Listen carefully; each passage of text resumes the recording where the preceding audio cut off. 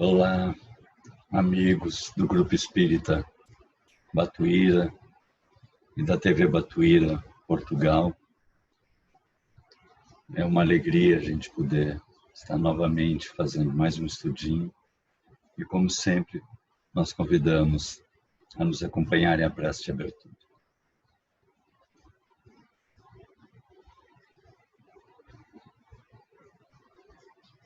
Pai amado, Divino Sol de nossas vidas, mais uma vez nos reunimos em Teu nome para Te agradecer por tudo que nos dás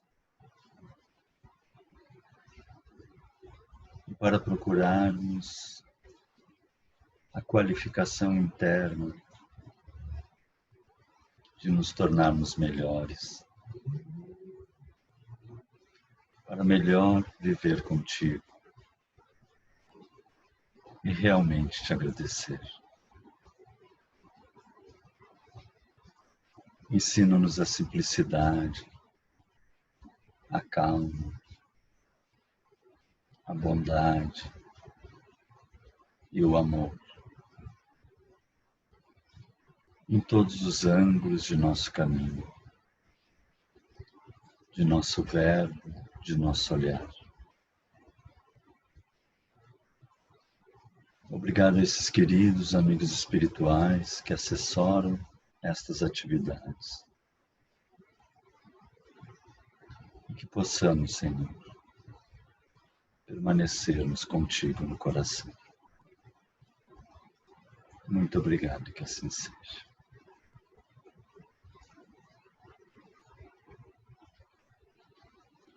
Nós vamos tentar então falar um pouquinho esse tema, conhece-te a ti mesmo, que Sócrates encontrou essa inscrição no templo de Delfos e ele percebeu que a vida dele mudaria a partir daquele momento e mudou realmente.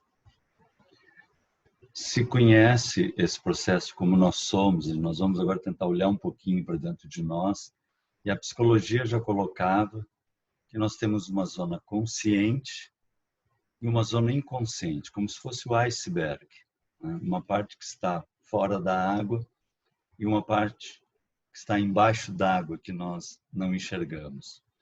Nosso querido psiquiatra, Dr. Jorge André dos Santos, que escreveu inúmeras obras maravilhosas, dava essa visão espírita desse processo.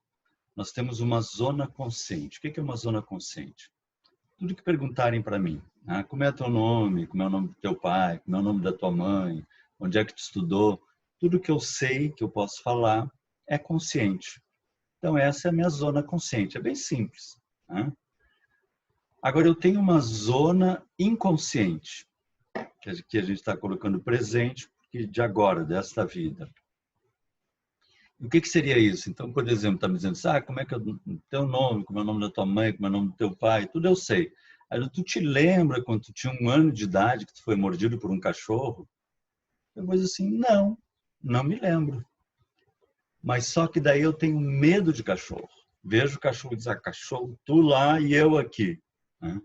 Ou seja, eu não me lembro do fato, mas aquilo atua na minha maneira de ser, age no meu comportamento.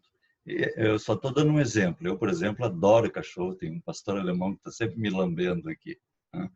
Mas só dando um exemplo assim. Então, quantas coisas ocorreram na nossa infância, nesta vida, que nós não nos lembramos? Uma briga entre os pais, né, que nos marcou e nós não lembramos. Um vizinho, um parente que tenha sofrido algum acidente grave, algum desastre, alguma coisa, e aquilo gerou em nós determinados medo de avião, medo de carro, medo de alguma coisa, e nós não temos a memória do fato. Então, muito interessante. Assim como coisas boas, impulsos que nós temos para crescer, para ler, são memórias que a gente não se lembra quando que aquilo surgiu, mas que estão ali dentro de nós, vivendo dentro de nós. E assim como nós temos memórias da nossa infância, nós vamos ter memórias de vidas passadas, arquivos de vidas passadas e nós também não nos lembramos, mas que atuam na nossa maneira de ser. E aí imagina a riqueza de elementos que devem ter aí, tanto elementos que nos impulsionam a crescer, coisas boas que nos aconteceram e que hoje nos estimulam a seguir adiante, assim como coisas difíceis que aconteceram e que hoje nos travam, nos dão fobias e processos assim. Mas eu sou um espírito puro. Eu sou um espírito criado por Deus, aprendendo com todas essas experiências. O Jung, o grande psiquiatra, gostava de dar um esquema assim, como se nós fôssemos uma gigantesca esfera e nós instalássemos um ovinho, tipo ovinho frito, assim, em cima dessa esfera. Esse ovinho ali, a gema, seria o meu ego. Mas eu sou algo muito maior que isso. O ego, o que seria? O Rogério, o Pedro, a Maria, o Antônio, né? Isso é o ego, é o nomezinho que eu estou usando nessa vida. Mas eu sou um espírito eterno, eu sou um self, ou como diz Emmanuel, um eu maior, muito maior do que só essa estrutura dessa vidazinha aqui. Então vamos falar um pouquinho nesse ego aí, nesse ovinho. Esse ovinho ele vai ser, didaticamente, né? Nós vamos chamar essa geminha aqui de ego e a clara em volta de persona. Se nós fizermos isso esquemático, aqui nós vamos ter o miolo, o ego, e em volta a persona. E o que é a persona? A persona vem do teatro grego, as máscaras. Eles na Grécia, nos teatros, eles não faziam expressões como os nossos artistas fazem. Eles trocavam de máscara. Então, uma máscara alegre, não precisava estar alegre, uma máscara triste, quando precisava estar triste. E o que é interessante é que, vejam só, todos nós somos formados por um ego e por máscaras. Ou seja, todos nós usamos máscaras. Isso, às vezes, a gente, quando aprende isso pela primeira vez, a gente acha até meio ofensivo. Ai, dizer que eu uso máscaras, né? Eu estou o tempo todo trocando de máscaras.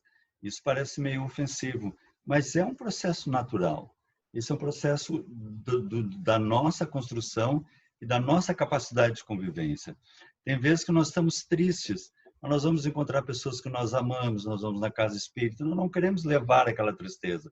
Então nós mostramos uma fisionomia de alegria que quem nos conhece mesmo vai dizer assim, tu está um pouco triste, mas quem não nos conhece, nós não estamos carregando aquela tristeza ou aquela mágoa que nós estamos tentando trabalhar dentro de nós. Isso é um processo normal e saudável que todos nós temos. E isso vai também se definir de acordo com a situação que nós nos encontramos. No lar, nós usamos determinada máscara, vamos dizer assim, determinada persona, determinada postura dentro do lar. Então, quando a gente está no lar, a gente está rindo, está brincando, né? Por exemplo, eu tenho meus netos, quando eu visito meus netos, eu pego eles no colo e beijo, dou beijinho, pego nas bochechas. Agora, imagina se eu estou saindo e digo assim para os meus netos, meus amores, vou ter que ir, tchau, tchau, enche eles de beijo, saio, pego um ônibus, chego para o motorista, que coisa boa eu estar no teu ônibus. Ele vai dizer na hora, você pode descer. Né? Porque a postura que eu tenho, a máscara, a postura que eu tenho com os meus netos, com as minhas filhas, são diferentes da postura que eu vou ter na rua. É diferente das posturas que eu tenho com os meus amigos no ônibus, eu vou estar mais sério, né? Faço um cumprimento, com um sorriso medido. Com os amigos eu relaxo um pouco mais. No trabalho, vai depender do meu trabalho, talvez tenha que ter muita sobriedade, dependendo do trabalho, ou é um trabalho mais relaxado. Na casa espírita, no local religioso, eu gosto de brincar, porque às vezes a gente está assim, né? Sério, aí entra na casa espírita e oi, tudo bom? Faz aquela cara de bonzinho, assim, sem querer, né? Mas é porque a gente já está num ambiente fraterno, a gente está num ambiente de amor, a gente até relaxa naquele ambiente de amor. Então, em cada local, a gente está usando uma estrutura fisionômica que age, que é essa persona que age com o mundo. E o que nós precisamos perceber nisso? Isso é patológico, isso é doente? Não. Isso é normal e saudável. A gente precisa realmente conviver e fazer esse processo. O que é patológico? O que não seria legal? Quando essas máscaras são muito diferentes uma da outra. Então, eu estou lá em casa, então o pai vai lá no armazém comprar pão, aí chega no armazém, me dá um pão, esse pão é novo, né? mas eu acabava de estar rindo, brincando. Por que eu vou fazer uma cara séria lá no bar? Por que eu vou fazer uma cara de triste com os amigos? Ah, porque não sei o quê, não sei o quê. Então é interessante isso. Se eu estou rindo no lar, eu vou rir também no armazém, eu vou rir no ônibus, eu vou sorrir, eu vou tentar o máximo possível. O ideal é o quê? O máximo possível que as minhas personas, que as minhas máscaras venham a ser mais iguais possível. A gente sempre vai ter que ter uma postura aqui ou ali diferenciada, mas o mais harmônica ou o mais coerente possível. Isso são as nossas máscaras. Mas nós vamos ter o ego, né? E o que é o ego? O que principalmente molda o meu ego? Isso é de uma outra palestra até, mas eu coloquei aqui. Essa foto eu acho ótima, né? Os exemplos que nós recebemos, né? Mais do que as palavras que os nossos pais nos passam, o exemplo é o que nos molda. Então, o meu ego, a maneira, o Rogério, é fortemente a estrutura do que meus pais me passaram, que meus irmãos me passaram, os meus amigos me passaram, aquele herói, né? Seja o herói da infância, o herói posterior, me passou e moldou. O ídolo cristão, que hoje em dia acho que todos nós normalmente temos, né? Uma paixão por um Francisco de Assis, por um Paulo de Tarso, por um Bezerra de Menezes, um Chico Xavier, um Batuíra, que moldam a maneira como eu sei, a gente às vezes para assim, como que será que agiria ele nesse momento? Então são essas estruturas também vão moldar a minha maneira de ser, esse pedacinho de cada um vai moldando a minha maneira de ser. O que seria patológico? Quando eu deixo que uma dessas fatias tome conta de mim. Então eu tinha lá vamos supor, um exemplo, um pai nervoso, e aí eu sou nervoso porque meu pai era nervoso, eu sou nervoso. Não, aí eu tenho que começar a dizer, não, paizinho nervoso, né? Calma, não, né? Não vou estimular isso em mim. Ele era nervoso, mas era empreendedor, então eu vou estimular a parte empreendedor e não a parte nervosa. E assim a gente vai trabalhando esses conteúdos que nós trazemos dentro de nós. Né? Quando eu vejo, eu estou igual ao meu avô. Quando eu vejo, eu estou igual à minha mãe.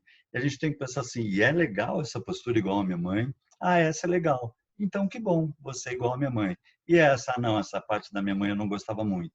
Então, vou tentar frear um pouco isso em mim, trabalhar. Não, isso não era legal em mim, não era legal nela, não é legal em mim. E nós vamos construindo esse processo de uma maneira harmônica, um ego harmônico. Coerentes na maneira como nós agimos no mundo e harmônico na maneira como nós agimos conosco mesmo. E aqui nós falamos, então, que ego está ligado à alma. Por que nós falamos assim? Porque essa questão, nós vamos, em outras ocasiões, nos referir bastante a ela, a questão 134 do Livro dos Espíritos. O que é a alma? Porque os espíritos estão falando sobre, né, que há três coisas no universo, Deus, espírito e matéria, que era a trindade do universo. E aí Kardec pergunta, mas e a alma? O que é a alma, então? Por que às vezes se fala alma? E os espíritos respondem essa resposta profundíssima para a sociologia, psicologia, psiquiatria. A alma é o espírito encarnado. Então, veja só, eu sou um espírito, né? Tive várias encarnações. Aí eu encarno com uma alma. Eu agora estou Rogerinho. Né? Rogerinho, e nasci lá na América do Sul, nasci no Brasil, mas momentaneamente, ou na minha vida passada, por exemplo, eu tinha um outro nome, era um sacerdote católico na França. Quem me conhece de antes de eu encarnar, me conhece por esse sacerdote. Quem está me conhecendo aqui me olha como... Mas eu não sou o Rogério. Eu estou o Rogério. E todos nós não somos encarnados. Nós estamos vivenciando esse processo. Né? E que tipo de alma? Nós vamos adiante trabalhar, esse estudo é muito bonito, mas nós queremos pegar só um aspecto, que é a questão, por exemplo, que nós fazemos confusão, da inteligência. Eu encarnei com uma alma inteligente, vamos dizer assim. Se sabe que a ciência passou a classificar, digamos assim, o coeficiente de inteligência com QI. E se faz os testes de QI para saber o quanto aquela pessoa é inteligente. Desde criança, adultos, o quanto ela é inteligente. Só que depois, Howard Gardner, um psicólogo da Universidade de Harvard, descobriu que testes de QI só testam QI, que é um tipo de inteligência. Que é um tipo de inteligência. Mas nós temos múltiplas inteligências. E ele vai abordar isso. Né? Nós temos, por exemplo, e aí é que é interessante, nós encarnamos com uma alma para desenvolver um tipo de inteligência. Por exemplo, a inteligência lógico-matemática. Obrigado.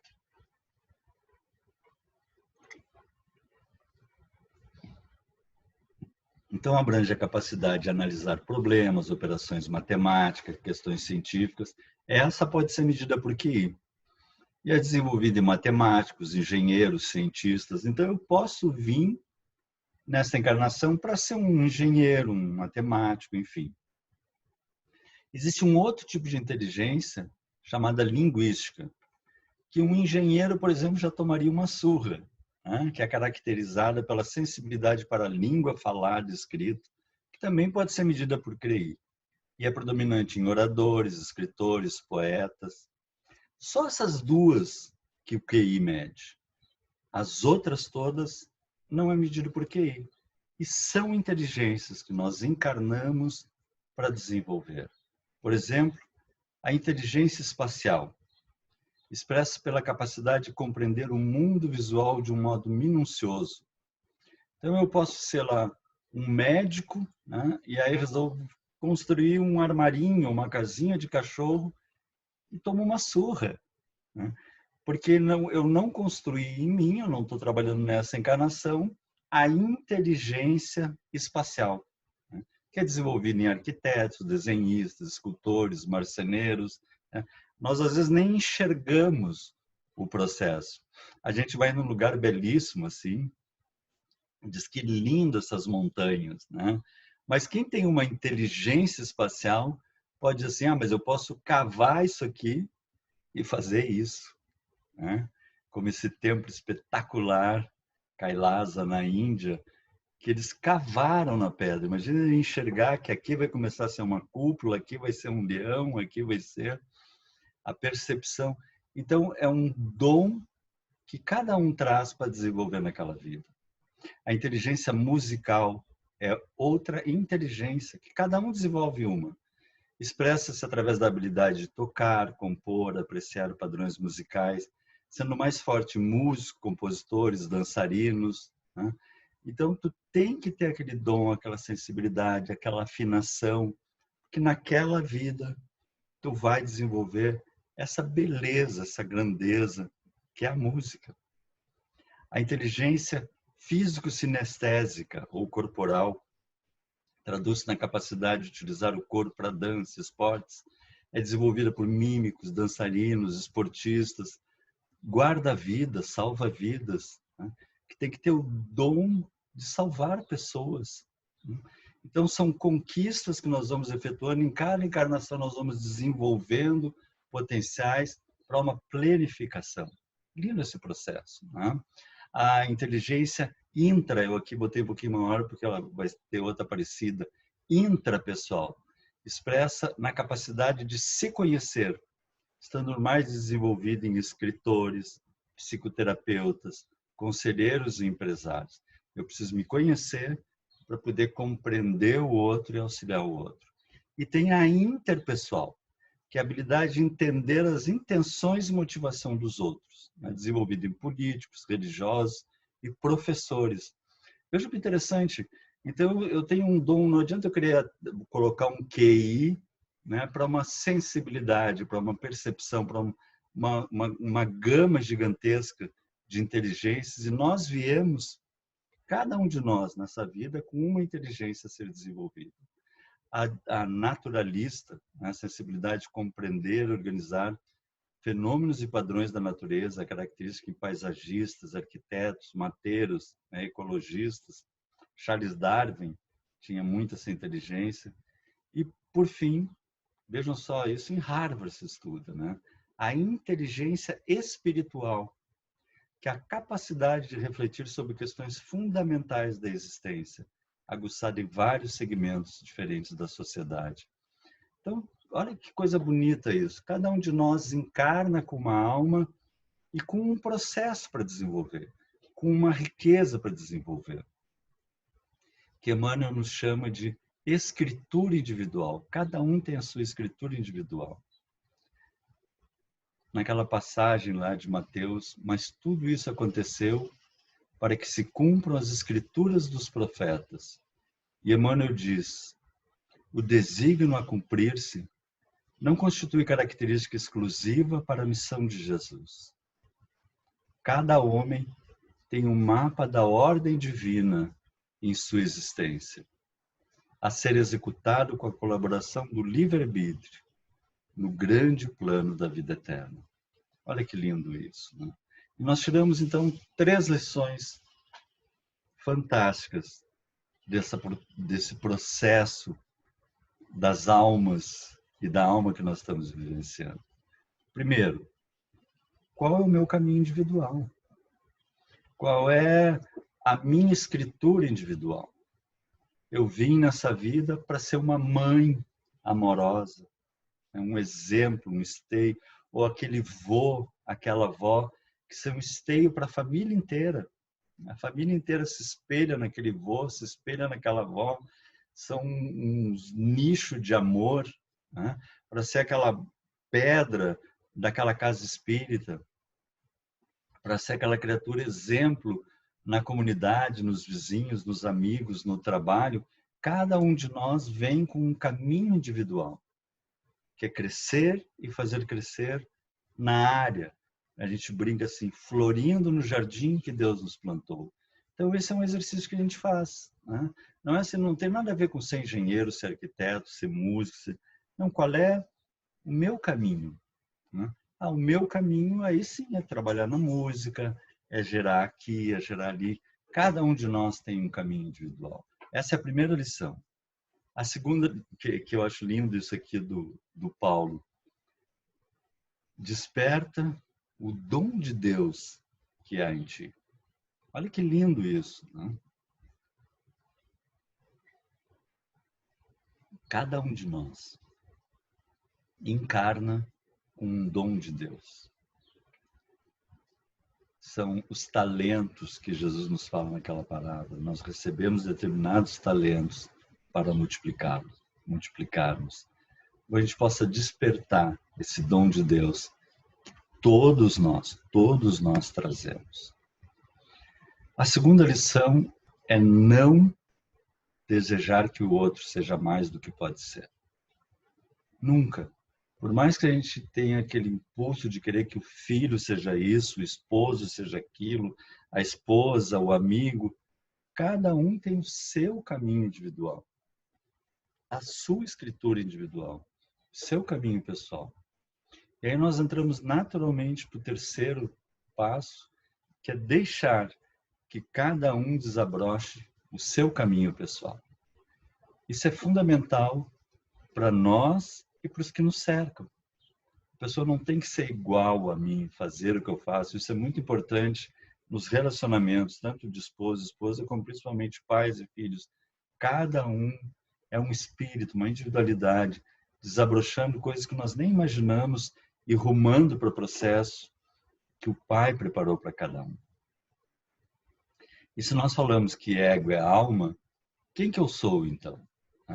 Porque a gente falou que a persona são as máscaras que eu uso, a postura que eu uso em cada situação. Então não sou eu, são a postura que eu uso. O ego é a influência que eu recebi de pais, de irmãos, de amigos. Então não sou eu. São pedacinhos que eu juntei de cada um. O que é isso então? Isso se chama de persona, a minha personalidade. Mas eu não sou a minha personalidade, eu estou essa personalidade. Tinha um psicólogo, Carl Roger, que na minha juventude eu andava sempre com os livros dele embaixo do braço, uma grande paixão, é uma criatura maravilhosa, era, né? E ele dizia, não sou o que sou o que estou. e melhorarei. Então nós não somos, nós estamos e melhoraremos permanentemente no infinito. Então eu estou com essa personalidade para aprender e crescer nessa vida, mas eu sou uma individualidade, um espírito eterno, construindo os meus potenciais, esse eu maior de Emmanuel. E é esse eu que deve fazer as escolhas na minha vida. Quanto mais esse eu agir na minha vida e não o eguinho, mais a minha vida vai estar em harmonia com o cosmos, com o Pai. O estar atento, sabe o estar atento? A gente está conversando com alguém e diz assim, tu está prestando atenção? E a pessoa diz assim, sim, estou prestando atenção. Ou a gente está assistindo uma palestra e aí diz assim, tu tá prestando atenção na palestra? Sim, eu estou prestando atenção, ou seja, eu estou consciente do que está se passando aqui. A gente tem essa sensação, mas na verdade a gente nunca consegue estar plenamente atento e plenamente consciente. O nosso foco está constantemente oscilando. Esse é um processo natural a nós. Então, por exemplo, eu estou assistindo uma palestra, como agora a gente está assistindo, e lá atrás, por exemplo, eu falei em cachorro. E alguns de vocês que estavam assistindo já se lembram que vocês têm um cachorro, que é um cachorro sapeca, que às vezes o sapeca decidiu, o cachorro pegou o sapato, e eu continuei fazendo a palestra aqui. Daqui a pouquinho vocês terminaram de pensar nisso e voltaram para a palestra. E nem notaram isso. A gente nota isso quando a gente está realmente assistindo uma palestra ao vivo, e aí o palestrante está falando, a gente está prestando atenção, daqui a pouquinho a gente, como se diz na gíria, a gente viaja, né? A gente vai para algum pensamento e todo mundo ri e a gente perdeu a piada. A gente volta assim, o que ele disse que eu não ouvi? Porque o nosso foco, constantemente, ele vai, entra, fica introspectivo, vai, presta atenção, aí faz as simulações, presta atenção. Veja que interessante, nós funcionamos assim. Só que a gente não está perdendo nada. A parte que a gente está perdendo está indo para uma parte inconsciente em nós. E também tem o interesse. Se a palestra está boa, a gente está atento. Se ela não está boa, começa a ficar meio esmaecida. A gente olha para o relógio, falta muito tempo para acabar. Né? Eu sempre brinco quando tem as casas espíritas que o relógio atrás e alguma pessoa se vira assim para olhar as horas, a gente já sabia, a palestra está horrível. Né? Que é o processo de que está perdendo o foco, mas não estamos perdendo a coisa. Mesmo porque nós conseguimos colocar o foco numa coisa de cada vez. E tem todos uma série de focos que nós não estamos olhando, mas estão presentes. Se daqui um mês perguntar, se tu assistiu aquela palestra do Rogério, assisti, qual era a cor da blusa dele? Vocês não vão lembrar qual é a cor da blusa. Né? O que tinha atrás dele? Mal vão lembrar. Mas se nós fizermos uma hipnose, assim, não, ele tinha uma blusa cinza, atrás tinham livros, tinha estátuas, tinha uma janela que dava para outra parte da biblioteca. Então, tudo está sendo gravado, mas a minha zona consciente pega só o foco que me interessa. O resto fica no que se chama estrutura subliminar. Ou seja, está gravado lá dentro, vai agir no meu processo, mas eu não lembro e não tenho essa ideia. Eles fizeram um estudo muito interessante com o filme. O filme é assim, ele tem esses quadradinhos que se chama frames. Então, por exemplo, eu tiro uma foto aqui, tiro uma foto aqui, tiro uma foto aqui, tiro uma foto aqui, tiro uma foto aqui. Depois eu passo isso rápido. 60 vezes por segundo. 60 vezes por segundo. E dá a sensação do movimento. Esse é o processo da filmagem. Chega a ter filmes até com 120 frames por segundo. E eles fizeram um experimento muito interessante. Eles pegaram num desses quadradinhos, num quadradinho de 60 que passava por segundo, de vez em quando durante um filme, e botaram a propaganda de um refrigerante, que eu não vou fazer a propaganda do refrigerante aqui, mas ele aparecia assim, beba tal refri e coma pipoca. Era o que estava escrito ali. Né? E fizeram assim, na saída do cinema, era aqueles cinemas de bairro, do outro lado da rua botaram uma tendinha que vendia o refri e a pipoca. E fizeram assim, tinha momentos, dias, noites do filme, em que eles passavam esse filme com essa imagenzinha. Mas imagina, 60 fotos por segundo. Ninguém lê isso. Ninguém lê. Mas o meu inconsciente lê. Olha que coisa impressionante isso. E o dia que eles passavam o filme normal, sem isso, as pessoas terminavam o filme, saíam do cinema, iam para casa, um que outro atravessava a rua para beber o refri ou comprar pipoca. No dia que eles passavam o filme, que aparecia uma vez a cada 60 segundos, de vez em quando no filme, essas imagens, as pessoas saíam do cinema e faziam fila na banca, hipnotizados pela mensagem. Isso passou a se chamar propaganda subliminar. O Canadá foi o primeiro país no mundo a proibir esse tipo de propaganda, depois os Estados Unidos, a Europa, hoje em dia é proibida no mundo todo, porque manipula realmente a pessoa trabalhando o inconsciente. Esse tipo de propaganda é proibida, mas ainda existe aquela propaganda, né, do iate maravilhoso, naquele lugar maravilhoso, e aquela bebida. Como a gente não vai conseguir nem o iate, nem o lugar maravilhoso, compra a bebida. A gente ainda cai um pouco nesse processo, né? Mas, enfim, trabalhando coisas que estão funcionando atrás de nós. Então, existe todo um mundo subliminar agindo dentro de nós. E isso é que é interessante. Alguns exemplos. Teve um caso clínico esse, de uma senhora que teve um problema em casa, desmaiou, entrou em coma, foi levada para o hospital e acordou 2 dias depois do coma e não sabia, acordou, não sabia onde é que estava, o que tinha acontecido, né? E aí eles tentaram fazer ela se lembrar, ela só se lembrava que estava em casa, não sabia o que tinha acontecido, e aí resolveram, hoje em dia está se trabalhando mais com isso, fazer uma hipnose no tratamento durante ela. Ela disse, sim, eu me lembro, eu caí, fui trazida para o hospital, eu entrei, me colocaram numa maca, tinha uma enfermeira assim, assim, o relógio estava marcando tal hora, e descreveu toda a cena e ela estava em coma. Vê que interessante isso. Aí eles acharam aquilo estranho, foram examinar e realmente aquela enfermeira tinha atendido ela, que ela descreveu, o relógio da entrada estava marcando exatamente aquele horário.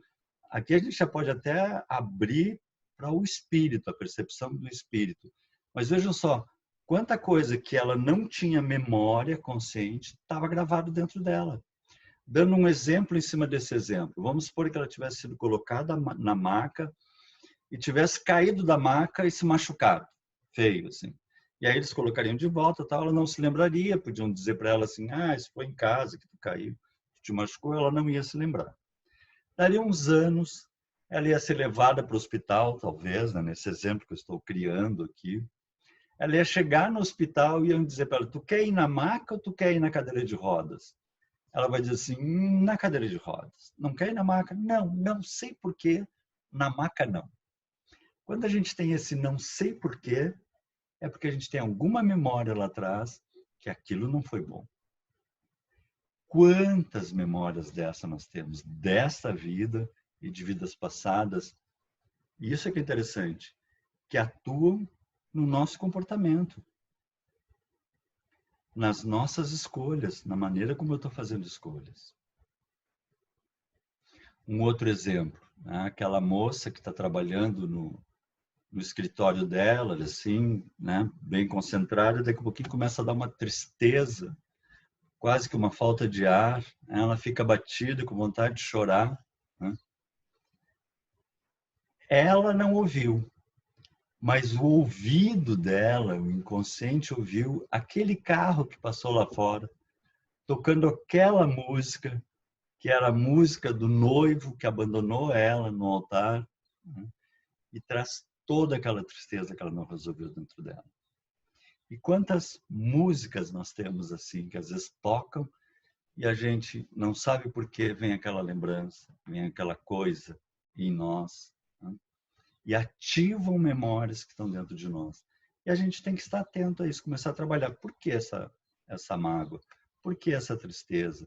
Por que esse estado nervoso? Esse é um exercício que a gente começa a fazer de autodescobrimento.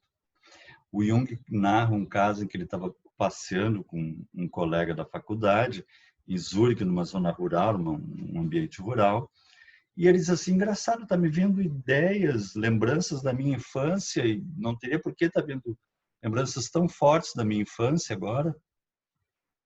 Vamos voltar para ver se eu vi alguma coisa no caminho. E aí eles voltaram um trecho longo quando eles passaram na frente de uma casa e ele sentiu o cheiro de patos. E ele se lembrou que o pai dele na infância criava patos. Ele, quando passou conversando, ele não notou, mas aquele cheiro entrou, ativou no inconsciente e ativou as memórias da infância dele. Então, quantas memórias são ativadas, conscientes ou não conscientes? Às vezes a gente sente assim, né? O perfume que a minha mãe usava e dá aquela emoção, assim, né? Essa é consciente, mas às vezes são inconscientes e mexem conosco. E às vezes a gente gosta de dizer assim, tem algum obsessor aqui.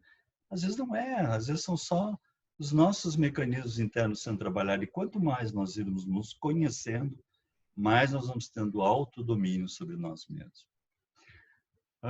Porque o problema é quando nós estamos vivendo só de ego, só Rogerinho. Eu acho que eu sou Rogerinho e é o ser, o ter, né? Como Rogério, ou seja, zona consciente eu coloco como ego e construo o meu mundo no ter, no aparecer, né? Dentro desse processo do ego. E isso é muito comum, né? Não olhar para dentro e projetar tudo para fora. Olhar tudo para fora, eu tenho que conquistar, eu tenho que aparecer, eu tenho que mostrar, né? E a gente sofre com isso, né? Esse excesso de ego, que também no português vai se dizer egoísmo, né? O excesso de ego gera um monte de problemas para nós, né? Primeiro que a pessoa fica fechada sobre si mesma, ela acha que ela tem que ser o centro das atenções. E vai sofrer, porque ninguém é o centro das atenções. Dentro da alquimia europeia, que vem lá da alquimia egípcia, talvez vocês já tenham visto alguma vez esse desenho, que é a cobra mordendo o rabo, o próprio rabo, que é um simbolismo alquímico chamado Uroboros, que significa ego imaturo. Quando a pessoa ainda está fechada sobre ela mesma, ela ainda não conseguiu se abrir para o universo. Para ela, tudo tem que girar em torno do próprio umbigo, como a gente diz. E ela sofre depois imensamente, porque ela acha que todo mundo tem que dar atenção a ela, todo mundo tem que servir a ela, todas as coisas têm que ocorrer para ela, porque ela ainda não conseguiu se abrir para o cosmos e servir ao cosmos, crescer e fazer crescer, que é o nosso caminho. O segundo aspecto daí, então, entra em estado de vítima. A culpa é do mundo. Muito linda a palestra, mas tu não conhece o meu marido. Tu não sabe o filho que eu tenho. Tu não sabe o governo. A culpa está sempre lá e nunca aqui. Quando, na verdade, toda a construção da nossa paz, da nossa harmonia, é aqui. Se o outro não consegue acompanhar, se o outro não consegue, ou se eu preciso ainda dessa convivência, a construção da minha paz é interna, não é culpa do mundo. É uma construção e é um aprendizado, não é culpa de ninguém, é um aprendizado nosso, né? Mas normalmente essa criatura acaba ficando doente. Então ela sofre de dores de cabeça, de desmaios, de pressão, né, que se chama as reações psicossomáticas, está sempre meio mal, também tentando um pouco chamar a atenção, e a culpa é do mundo, e a vida é difícil, né? Porque ela está centrada no Eguinho, no Rogerinho, na Maria, no Pedro, no Antônio, quando nós não somos isso. Nós somos uma coisa muito maior, e não devemos sofrer essa influência tão forte, sim trabalharmos isso como uma ferramenta maravilhosa. Porque se eu sou um ego, eu vou fazer uma ação no mundo. E o que vai acontecer?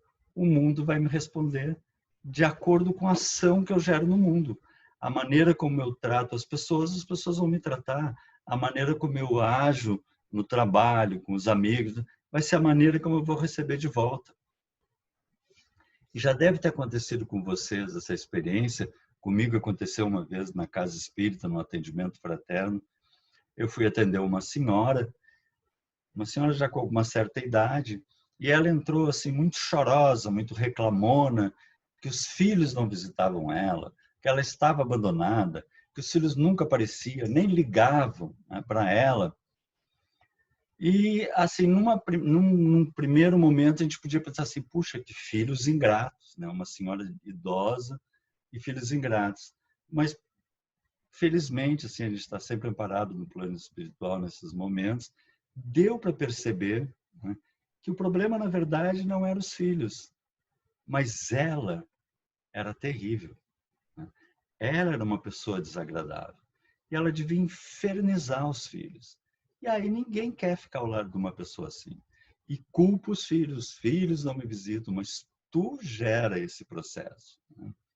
Então, esse teu mecanismo está gerando esse processo, e às vezes tu nem nota, porque tu acha que tu é boazinha, né? As tuas ações são de boazinha, mas o teu processo interno não é tão de boazinha, é de possessiva, é de, né, de sugar, de vampirizar. Porque isso é uma outra coisa também que a primeira vez que eu vi me marcou profundamente na Bíblia, vamos dizer assim, desculpem usar esse termo, indiana, tem o Mahabharata e tem o Bhagavad Gita. O Bhagavad Gita seria tipo o Novo Testamento, onde o Jesus dele seria tipo Krishna, né, que foi um enviado por Jesus. E Krishna está falando com o seu discípulo Arjuna, ensinando Arjuna sobre a ação. Ele diz assim, a nossa ação não tem nenhum valor. Isso, quando eu li assim, eu me assustei, né? A nossa ação não tem valor. Eu posso até matar alguém, que isso não tem valor frente ao universo. Eu fiquei assim, né? Aí que eu fui estudar a continuidade da lição, né? Por quê? Porque o que vale não é a nossa ação, e sim a nossa intenção. É ela que joga no universo, e é isso que o universo nos devolve. Então, eu posso estar, por exemplo, nesse exemplo, que eu posso até matar alguém, que é um exemplo forte, né? Eu posso estar passeando num lugar de penhasco, como aquela imagem que eu coloquei, com amigos, e um dos amigos escorrega e fica preso no penhasco, quase caindo lá embaixo, assim.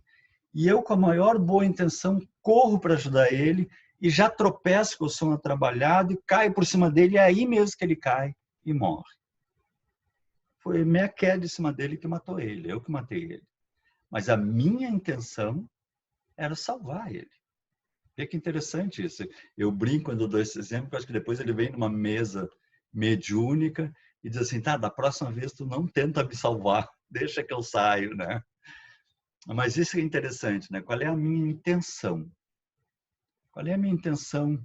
Isso a gente tem que pensar assim, qual é a minha intenção quando eu venho na casa espírita, né? É uma barganha, eu venho porque daí eu seja protegido, eu venho porque eu quero amar, quero crescer. Qual é a minha intenção? Porque a minha intenção normalmente não vem do ego, ela vem de dentro de mim, de áreas até que eu desconheço. E é essa que eu tenho que estar atento, né? Tanto de um inconsciente presente, como de um inconsciente passado. Eu tenho uma experiência muito interessante, eu já narrei algumas vezes, talvez alguns de vocês conheçam. Eu estava uma vez com eu tinha mais ou menos uns 5 anos de idade, estava com uma parente e vinha umas caixas de sucrilhos, que se chamava, né? Atrás da caixa de cereais, uns desenhozinhos para a criança recortar e colar, montar bichinhos, montar barquinhos. Eu adorava aquilo. E veio na caixa de cereal, na casa dessa minha parente, eu me lembro bem, era um camelo. E ela me deu, olha, Rogério, quer fazer? Eu com 5 anos de idade, imagina. Fui lá com a tesourinha, eu adorava isso, tesourinha e cola. Passei a tarde, tinha que ficar segurando. Passei a tarde fazendo o camelo, ficou lindo aquilo, imagina, né? E aí eu corri para ela para mostrar. Disse, olha que eu fiz, né? Quando ela olhou, ela disse assim, mas se eu soubesse que tu ia fazer essa porcaria, eu não tinha te dado. Por sorte, eu tive sempre um amparo muito grande dos amigos espirituais. O meu amigo espiritual acho que assoprou na hora, porque eu pensei assim, mas nunca se diria uma coisa dessa para uma criança. Olha que legal até, né? Só pode ser os espíritos dando uma ideia dessa, porque eu não merecia o trauma dessa situação, né? Eu merecia o aprendizado, que foi um aprendizado que ficou para mim, assim, a maneira como a gente fala com as pessoas. Mas depois eu compreendi que ela era uma pessoa dura, rígida, e a mãe dela era uma pessoa rígida também. Então ela não fez por mal. Ela já recebeu aquela rigidez da mãe dela e passou para mim. Então, quantas coisas a gente faz sem querer e que a gente tem que estar atento dessa e de outras vidas. Por isso o chamado autodescobrimento, né? Esse exercício de se conhecer. Se nós estamos passando dificuldades maiores, a gente pode procurar uma terapia acadêmica, até procurar um psicólogo, procurar um psiquiatra. Se é no meu dia a dia, eu devo procurar a terapia espírita, né? O apoio fraterno, né? Conversar, o evangelho no lar, que é o momento em que a gente se abre, principalmente no lar, é o momento de a gente colocar o nosso mundo interior, um máximo de amor para trabalhar junto com os outros, o estudo da doutrina, enfim, são estruturas que vão construindo o meu autodescobrimento. A reflexão, né?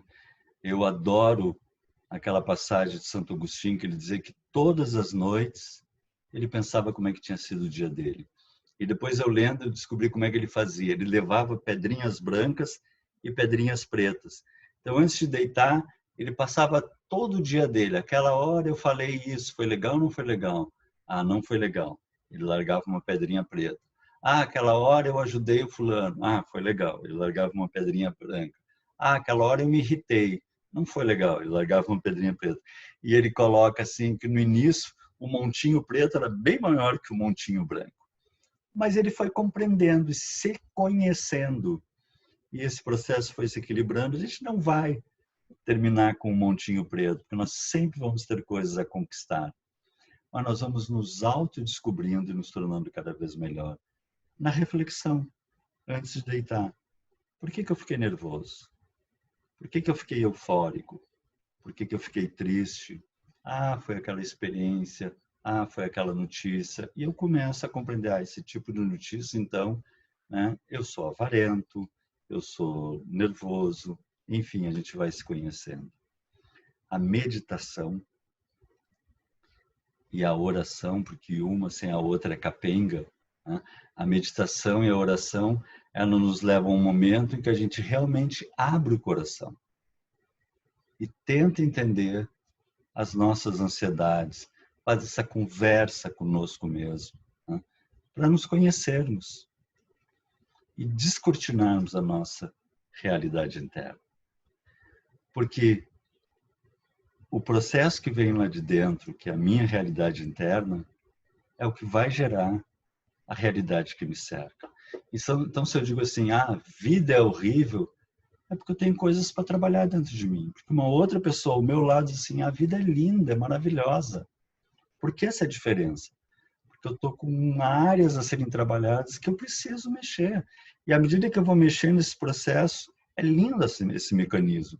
Realmente, a vida vai se modificando. Aquelas pessoas desagradáveis começam a não gostar mais da gente. Desculpe até falar assim, mas se afastam. E pessoas agradáveis se aproximam. Começa a nossa vida a tornar um outro colorido, um outro ritmo. E nós passamos a nos afinizar, a atrair a alegria, o bem-estar, a simplicidade, o amor, que é o que todos nós buscamos. Então, nós temos que nos entregar a esse eu maior, né? Se eu sou um eu, um espírito, estou momentaneamente com o Rogerinho, esse Rogerinho tem que conversar com esse eu que eu sou, né? Isso a gente faz como? Ouvindo a consciência. Faço ou não faço? Como ou não como? Bebo ou não bebo? Vou ou não vou? Né? A gente vai fazendo esse pequeno diálogo conosco mesmo. E nesse diálogo nós vamos começar a ouvir a voz dos nossos amigos espirituais. Porque é aí na consciência, na beleza da consciência que nós vamos receber as intuições. Vamos sentir a presença do nosso amorzão, Jesus, nos estimulando, nos incentivando e, acima de tudo, vamos perceber Deus, amor dentro de nós. E o nosso processo vai ser outro. Vejam assim, eu como Rogerinho, aí a gente consegue compreender isso. Eu de mim mesmo nada posso, dizia Paulo, né? Porque como Rogerinho sou um panaquinho, mas tudo posso naquele que me fortalece. Quando eu amplio os meus potenciais, as minhas antenas, o meu coração, a minha mente e me ligo aos amores do infinito. E a minha vida passa a ser um trabalho com amor, não aquela coisa assim, eu sou fofoqueiro, eu sou nervoso, mas não, a gente começa a fazer um diálogo com amor, fofoqueirinho, cala a boca, nervosinho, te acalma, gulosinho, não come tanto. A gente começa a fazer um eixo de equilíbrio com amor dentro de nós. Porque qual o maior mandamento? Amar a Deus sobre todas as coisas e ao próximo como a si mesmo. Amar a Deus é amar a vida, com toda a intensidade, agradecer a Deus pela bênção que nos cerca. E amar a si mesmo, porque é nos amando, dando aquele tempinho para nós, que nós vamos poder amar o próximo como a nós mesmos. E para terminar essa mensagem de Emmanuel, que nos coloca, regozijai-vos. E quando eu li regozijo, eu fui atrás no dicionário. O que é regozijo? Satisfação intensa, gozo intenso. Então, alegrai-vos profundamente no Senhor, outra vez digo, alegrai-vos. E aí Emmanuel nos diz, com Jesus, ergue-se o homem, da treva à luz, da inércia ao serviço, da ignorância à sabedoria, do instinto primário à razão, da força da grosseria ao direito, do egoísmo à fraternidade, da monstruosidade à beleza quando estamos com Jesus, do vício à virtude, da aflição ao contentamento, do lodo à glória. Homem, meu irmão, regozijemo-nos em plena luta redentora. Que píncaros de angelitude poderemos alcançar se nos consagrarmos realmente ao Divino Amigo. Obrigado, Jesus. Obrigado a todos também. Vamos fazer então a nossa prece de encerramento.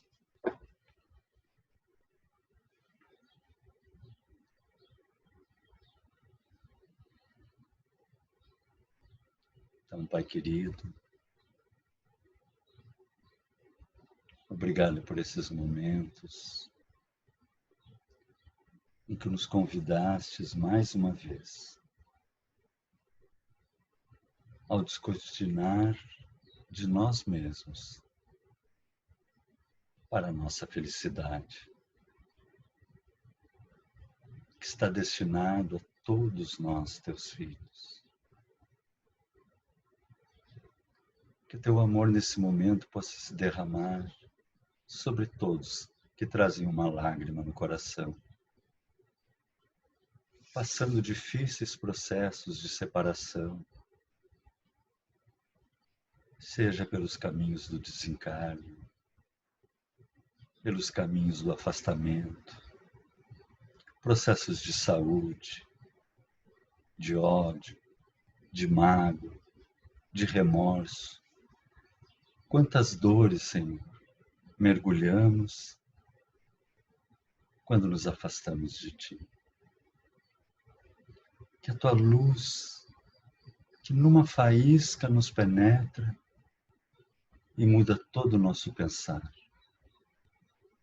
possa atingir toda a nossa humanidade, todo o nosso planetinha azul, para que desabrochemos para Ti. Mais uma vez, obrigado a esses queridos amigos espirituais que nos assessoraram com tanto carinho nesse trabalho.